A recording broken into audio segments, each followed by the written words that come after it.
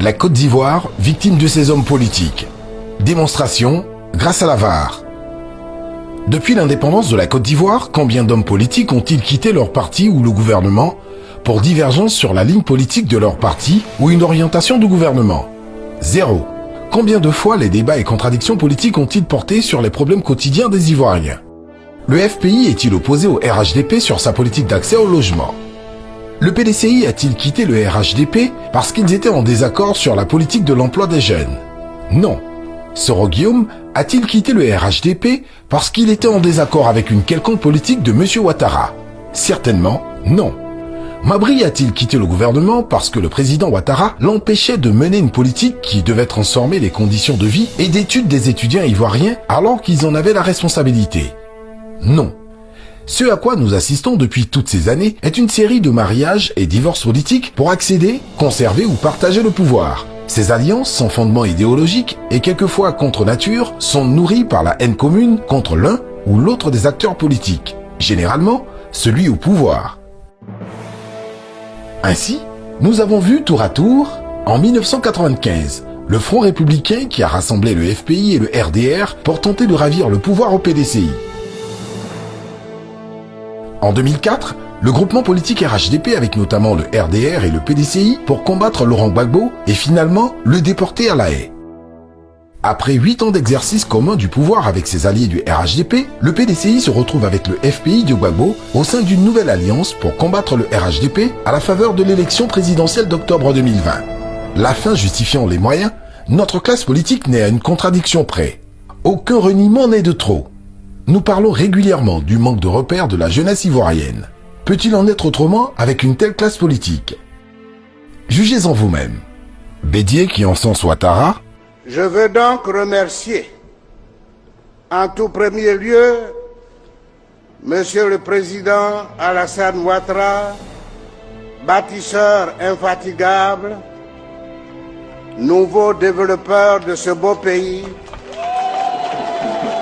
Mais ça, c'est quand il partageait le pouvoir. Niamien qui encense Ouattara. Pour être président de la République, il faut avoir beaucoup de volonté. Il a beaucoup de volonté, il a beaucoup d'assurance et il sait où il va. Mais ça, c'est quand il était au gouvernement.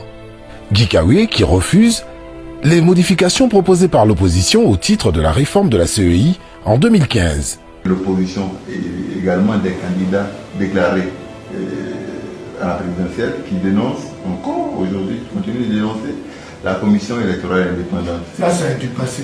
Okay. Parce que dans la commission siège des personnalités de l'opposition. Cette situation maintenant. Le FPI est à la CI. C'est ça. Il y a le leader est à la CI. Koulibaly Germain n'est pas à RDP, il est à la CI. Donc, ce n'est pas quelqu'un qui vient tout de suite pour dire qu'il est opposant. Pourquoi le faire la CI? La CI, on ne le fait plus parce qu'elle comporte et les partis membres du RDP et les partis de l'opposition.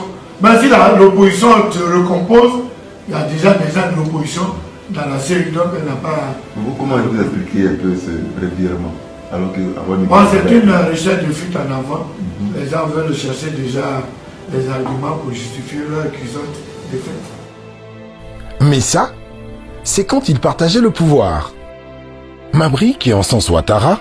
Nous voyons aujourd'hui que cet homme est en train de transformer la Côte d'Ivoire. L'émergence, finalement, n'est pas une vue de l'esprit. Nous en voyons déjà les signes précurseurs. Mais ça, c'est quand il était ministre dans le gouvernement Ouattara. Qu'est-ce qui les divise alors?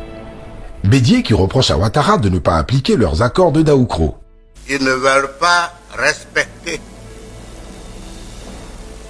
leurs engagements, à savoir soutenir le candidat du PDCI-RDA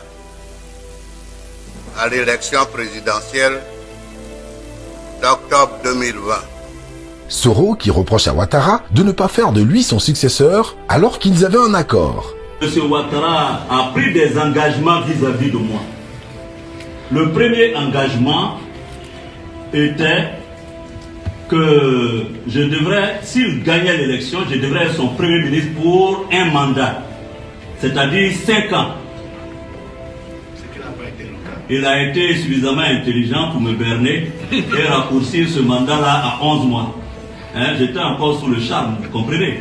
Hein, mes collaborateurs ne m'en voudront pas. Deuxièmement, je devrais être le numéro 2 de son parti, le RDR.